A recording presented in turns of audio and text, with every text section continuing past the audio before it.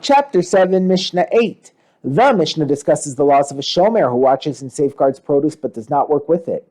Shomrim who watch produce that has been detached from the ground are allowed to eat from the produce according to the local custom, but not according to the Torah, because the Torah gave the right to eat produce only to one who works with it, and watching produce is not like working with it. Once the Tana mentions Shomrim, he goes on to list the categories of Shomrim and the laws that apply to each one.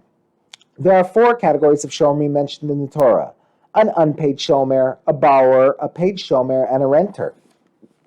All Shomrim must pay the owner if the item in their care suffers loss or damage as a result of their negligence.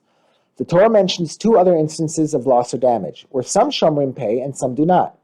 A. Loss that was not caused by negligence, but which the Shomer could have prevented had he taken extra care. And B. A complete accident, which the Shomer could not have prevented.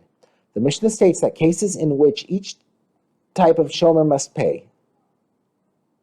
It begins with the unpaid shomer. An unpaid shomer may swear that the item he was watching was lost in all of the cases stated in the Torah, avoidable and unavoidable accidents, and he thereby exempts himself from payment. He is liable only for negligence. The law of the borrower. The borrower must pay for all types of loss, even those that resulted from unavoidable accidents. The law of the paid shomer and the renter. The paid shomer and the renter may swear that an animal in their care suffered breakage of a limb, capture, or natural death, which the Torah gives as examples of unavoidable accidents, and thus exempt themselves from payment. But they must pay in a case of loss or theft, which are given as examples of mishaps that can be avoided.